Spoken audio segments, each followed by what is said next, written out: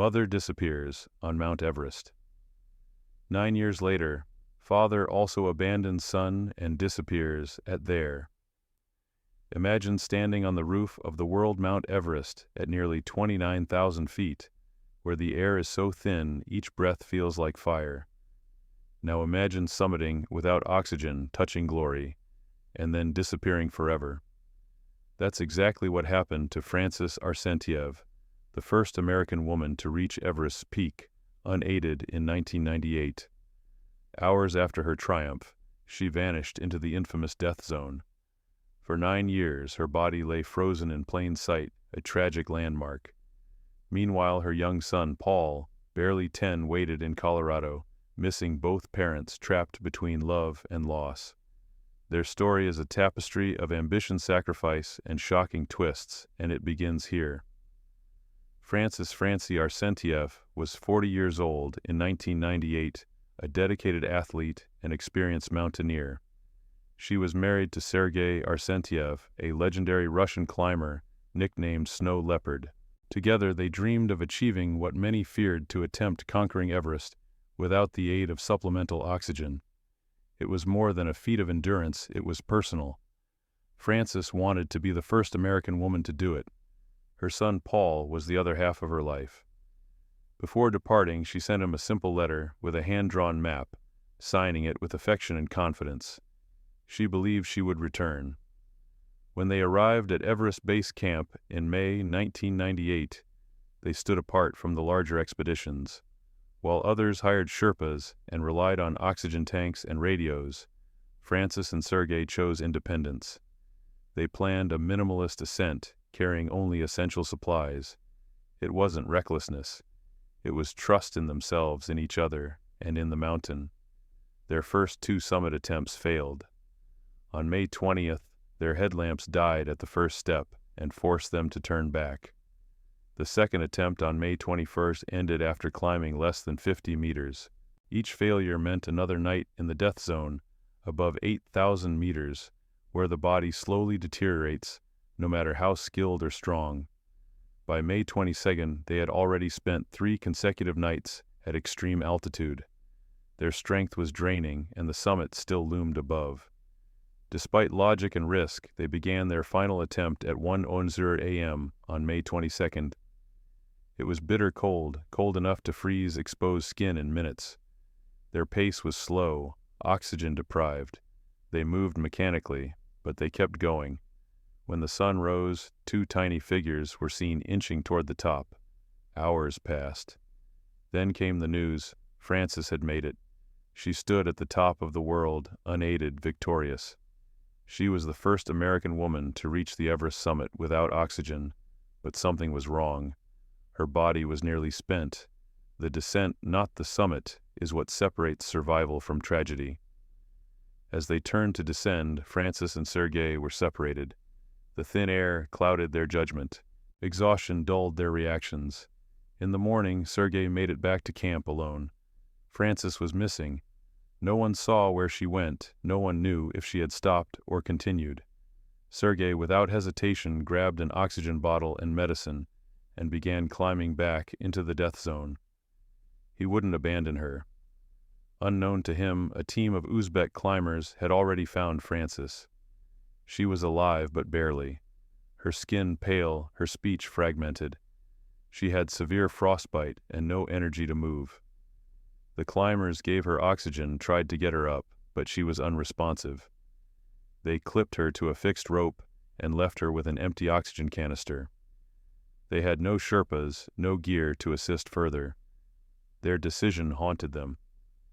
Later that evening, the Uzbek team met Sergei on his way up. They told him where to find her. It was the last time anyone ever saw Sergei. He disappeared into the night with a singular goal: to save his wife. His ice axe and rope were later found near France's body, but he was gone. Gone, without witness, without rescue. On May 24th, another climbing pair, British climber Ian Woodall and South African Cathy O'Dowd, came upon Frances. She was still alive. She whispered, "Don't leave me." She was conscious but mentally lost. They tried to help, tried to lift her, but she was limp, unmoving, unresponsive to commands. Oxygen deprivation had taken her mind. The temperature dropped. Their own frostbite threatened.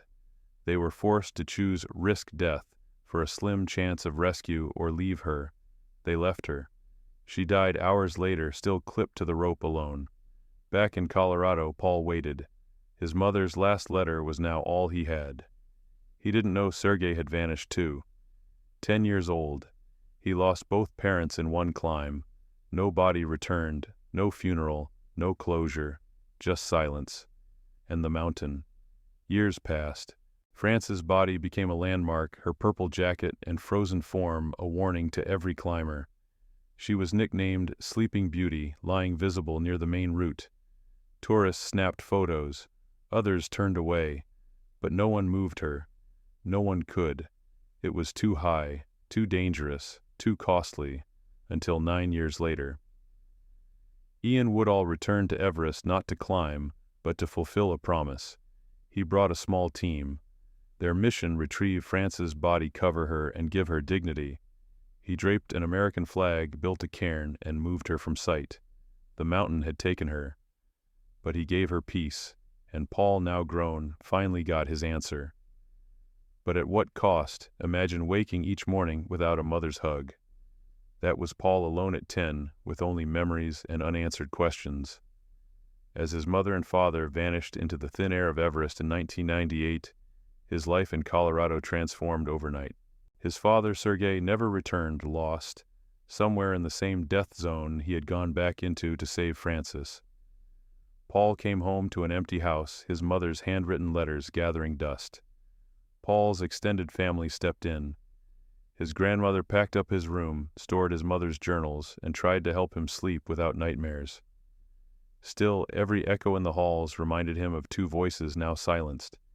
He couldn't understand why his mother hadn't come home, but he felt guilty for having wished she wouldn't go in the first place. He missed bedtime stories and the way his father would ruffle his hair and promise to join them soon. Back at home, people hesitated. Teachers gave him extra help in class. Neighbors dropped by with casseroles. But no one knew what to say. Paul wanted answers. Instead, he received solemn condolences, awkward silence, and a kindness tinted with pity. In school, classmates whispered that he was the orphan kid. Paul grew up fast, learning that grief didn't fit neatly into a classroom or playground. He learned to smile at birthday parties while his heart ached. He learned to play sports and bury his loneliness. Meanwhile, media attention on Everest held on for months. Photos of Frances frozen in her purple coat circulated across newspapers and tabloids. She became a symbol, Sleeping Beauty of Everest. Tourists would point her out on their home screens from guides. They gaped. Some criticized climbers for leaving a body behind. Others defended the decision. But none had to live with the silence she left behind. They saw the frozen corpse afar, but Paul saw a mother's face on a fishing license that never arrived. He'd never gotten to say goodbye. Grassroots memorials began. Small tribute hikes maintained at base camp and Colorado backyards in her honor. People sent letters to Paul, signed love from a stranger. He collected them in a box. Some said she was brave. Others wrote she could not be saved. But Paul understood survival was more than strength. It was timing, luck, weather. Different from heroism or failure. And the mountain didn't care. Inside the family home, certain objects became precious relics. A small wooden bead bracelet she'd made him during summer camp. A copy of Becky's adventuring gear, stained from climbing expeditions with his father. A map she'd drawn, showing Paul's school route marked with "Mom loves you."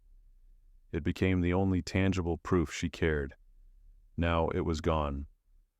Until one evening, Paul found the map in a drawer with dusty gear, and tears hit him hard. He pressed it against his cheek, numb but alive. Time moved forward, but grief didn't. Instead, it morphed. Paul learned to nod when asked how he was. He learned to flash a polite grin. He forced himself to care about video games, sports, homework. But in the middle of the night, he'd wake with that last letter she wrote, "I miss you and love you, Mom." He said it aloud as if she could hear. He believed she could have. He dreamed she was on expedition returning or calling him on the phone, and then he'd wake to silence. As the 10th anniversary of the climb approached, his extended family planned a small tribute hike. Paul didn't want to go too much pain, but he agreed under pressure. Near sunset, they stood at the top of a small hill, the Colorado sky burning red. His uncle laid a planted evergreen sapling and handed Paul a shovel. Together they filled a hole.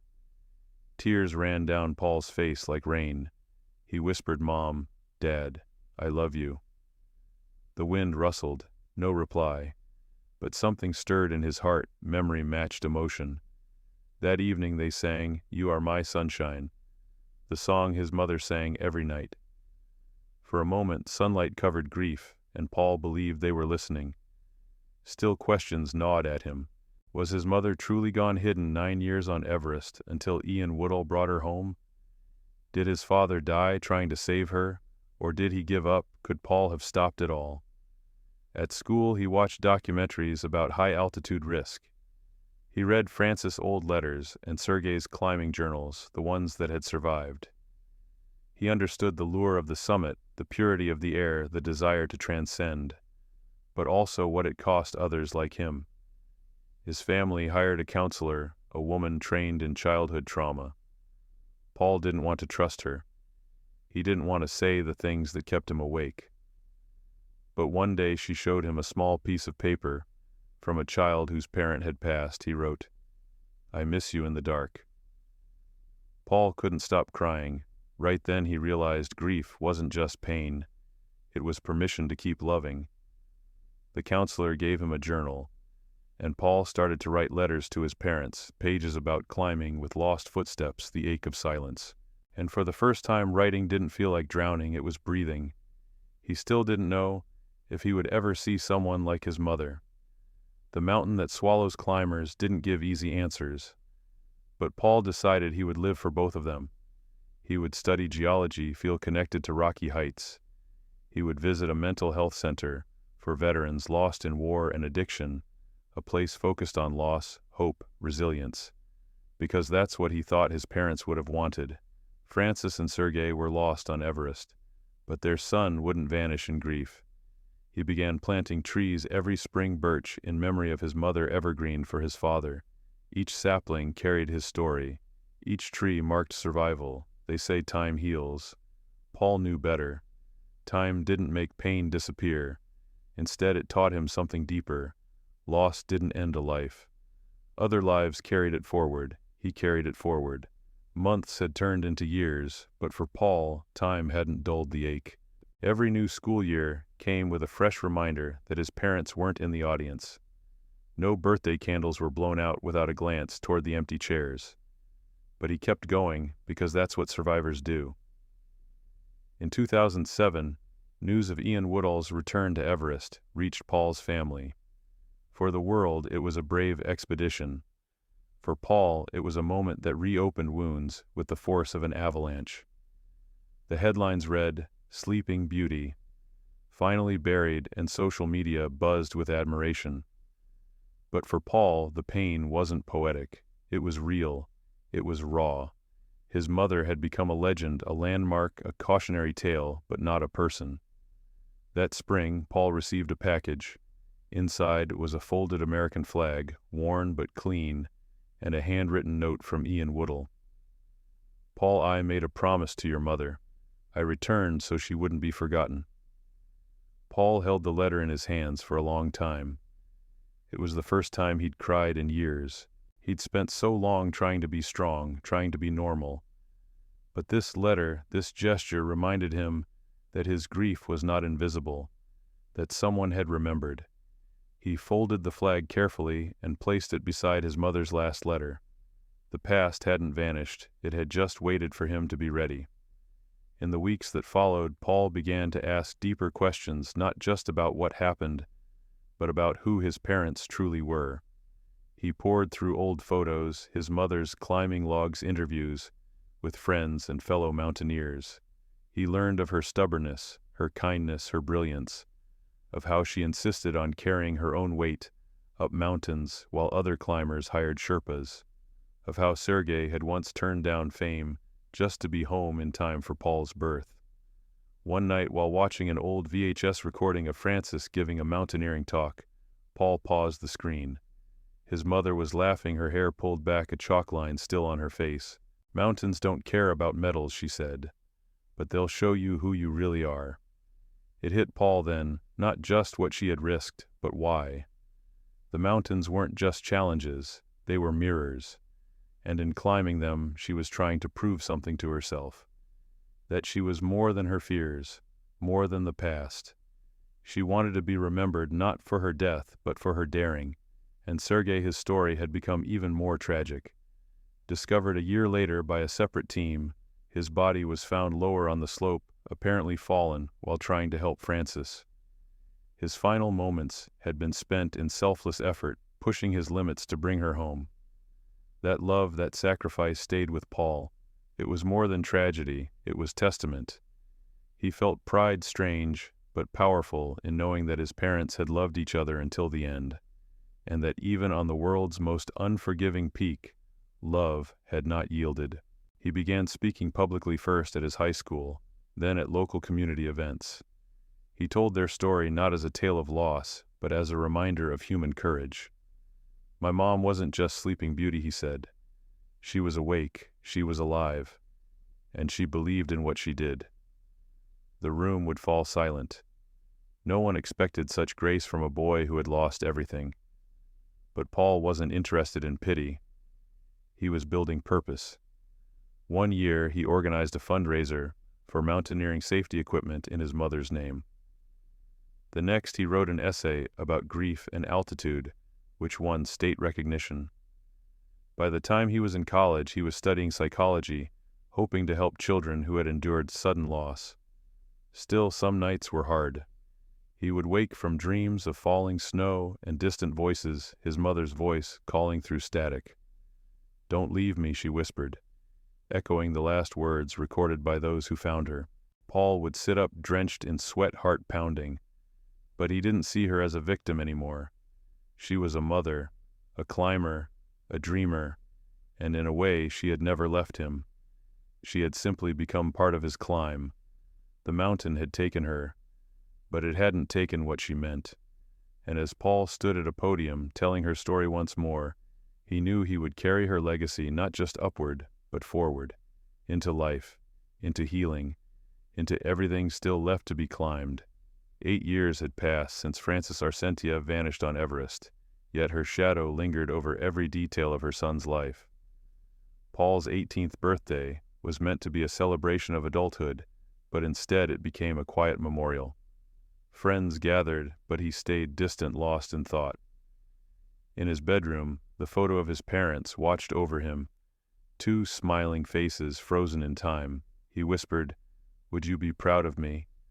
That year, a family friend, once a fellow climber, handed Paul a small, weathered notebook. It was his mother's journal. The words inside cut deep. One line read, "Paul, I hope one day you'll see how strong you were, even without me. I'll always be in your eyes." Paul read the note over and over, tears streaking his face.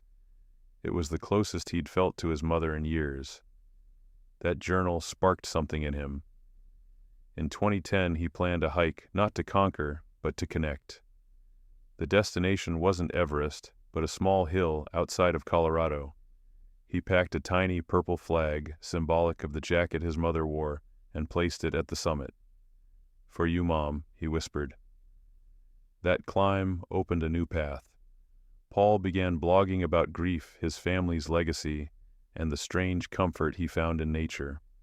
His first post, Climbing Grief, went viral in mountaineering and lost communities. People reached out with their own stories. Some had lost parents, others lost friends on expeditions. They called his words healing.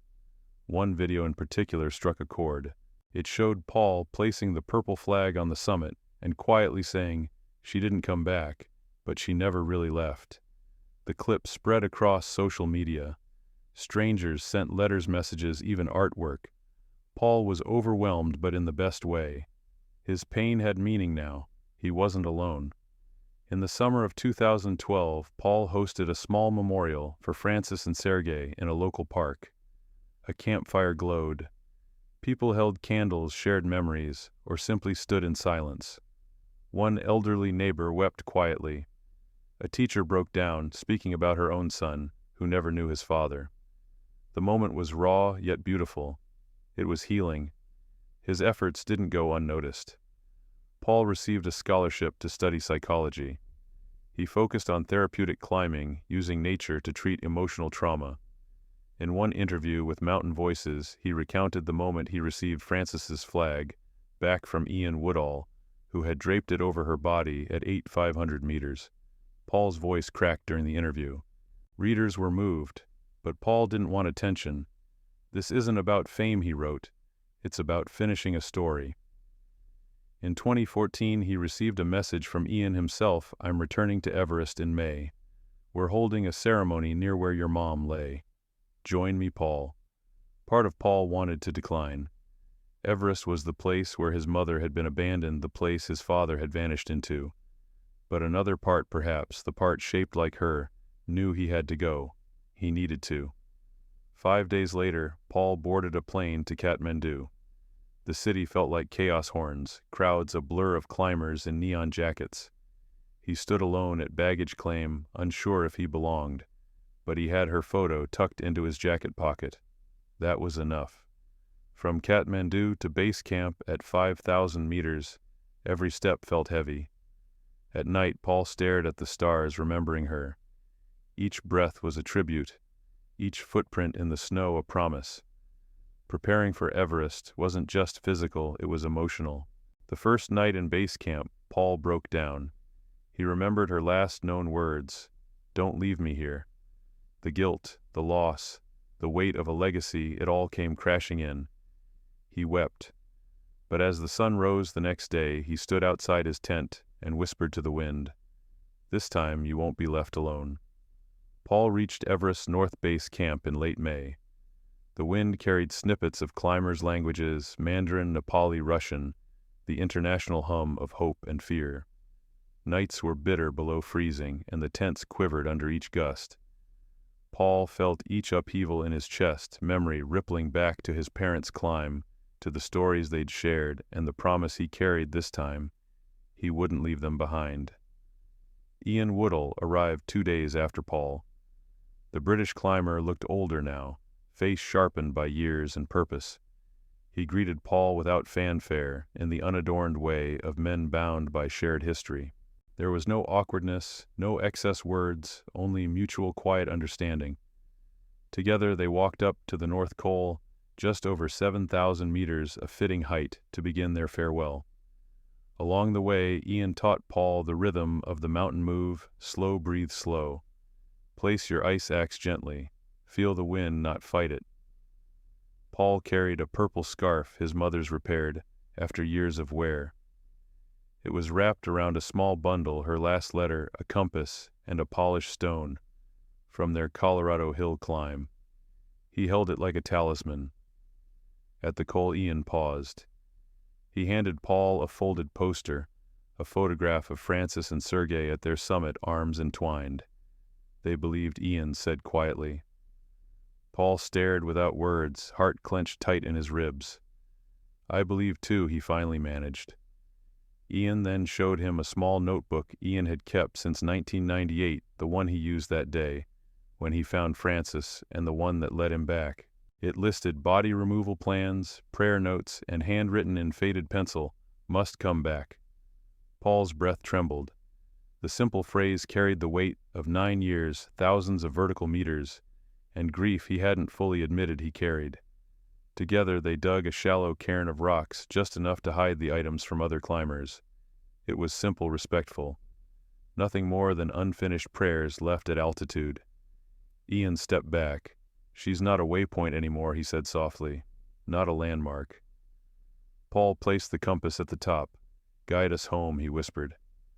They stood for a long moment. Paul's pulse slowed, the wind calmed. A wild silence embraced them. High above the mountain kept its secrets. But here on this ledge, they had given one back. When they returned to base camp, Paul was quiet. He helped other climbers with rope knots and shared water and rations. He answered questions about his mother and father's legacy, always quick to highlight their humanity over their ambition. They climbed for each other and for family. They wanted a story that we all could love. That evening, a small memorial was held near the tents, headlamps and lanterns forming a circle. Paul read passages from Francis's journal and Sergei's last letters, fragments of love, worry, fear, and hope. Tears fell freely, mingling with mountain wind that whispered across prayer flags and memories. As the flame from a small candle danced, Paul spoke to those gathered, "I carry their dream. Yes, but today I give them rest." Around him, silence fell again, this time peaceful. Over the next days, Paul made preparations to descend. Each step would lead farther from the death zone and closer to home. He carried with him the purple scarf, now folded neatly in his pocket. Tomorrow it would find a new place. April, Colorado, 2008. At a small community ceremony, just hikers and mountaineers, Paul stood next to his mother's memorial plaque and read her final words. "I'll always be in your eyes." He held the purple scarf aloft, wind catching in the folds. "I see them," he said, "in every rhythm of my breath." The crowd released a gentle cheer. Hikers left flowers and small cairns. A soft murmur passed through the trees, the promise of healing. In the months that followed, Paul took up work as an outdoor therapist. He led groups of grievers and veterans into nature, teaching them what Ian taught him: slow breath, gentle steps, and the courage to carry what hurts you, but not be destroyed by it. He never forgot Everest. Each anniversary he hiked to a high hill, paused at sunset, and let the wind carry his gratitude skyward. Grief, he learned, isn't something you leave behind. It's something you carry sometimes on your back, sometimes in your heart, and sometimes, if you're lucky, you find the space to lay it down, just for a moment, and stand up again. Paul's journey didn't end at base camp. It began there. The months after the base camp ceremony drifted by, like weathered snowflakes, quiet, imperceptible shifts in the light. Paul returned to Colorado a changed young man. The purple scarf lay folded on his bedside table, a daily reminder of what he had lost and what he had gained: resilience, purpose, and an unspoken promise to honor his parents' legacy. He resumed school and reconnected with friends. But beneath the ordinary rhythms of homework, football practice, and weekend movies, Paul carried something profound, a newfound understanding of grief and strength. He spoke in class presentations about his parents as more than Everest legends. He talked about their love story, their humanity, the choices that led them skyward. His classmates listened enraptured not by mountaineering feats, but by the courage of opening a heartache so deep it could only be carried forward. Therapeutic hiking groups became his refuge and outlet. Paul helped veterans and teens coping with loss and trauma discover what he'd learned in nature. Every step matters, every breath matters. A broken branch on the trail could teach resilience. A sudden drop in temperature could teach respect. He shared his story, but never forced it. It was a living example, quietly guiding others to courage and vulnerability.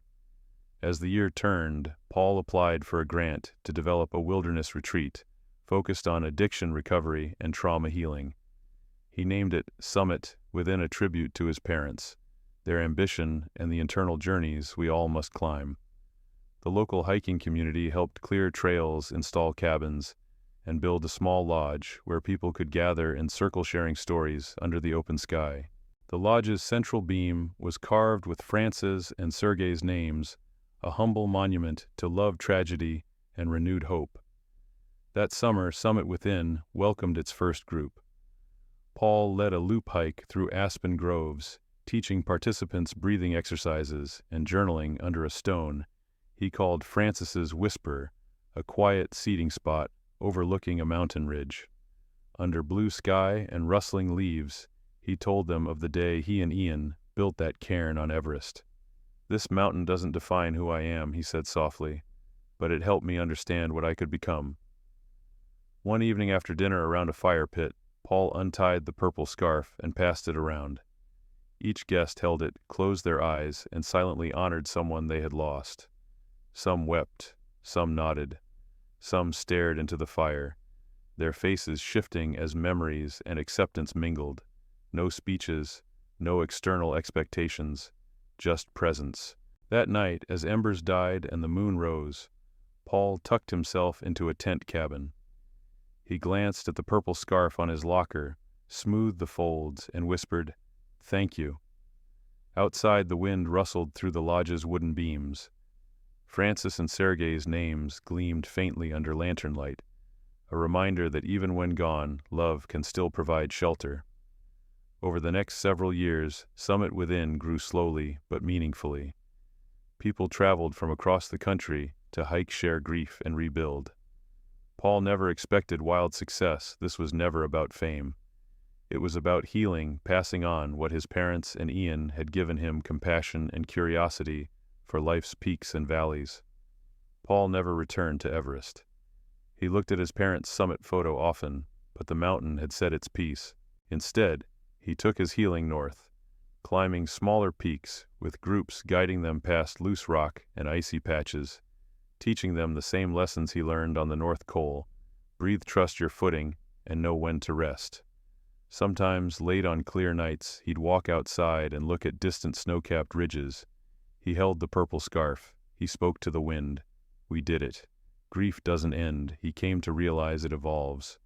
But grief paired with meaning becomes tribute. And that's how he lived now. Tribute to parents, to Ian's sacrifice, to the mountain's hall of loss and light. The last page in his journal reads, "Mountains don't break us if we carry each other." When Summit Within turned 5, a handwritten invitation appeared in the lodge's mailbox. It was from Ian Woodall, inviting Paul to join him on a climb, somewhere lower, safer, but still wild, to toast Francis and Sergei without the world on our backs. Paul smiled, folded the purple scarf into the invitation, and replied simply, "I'll meet you at the trailhead."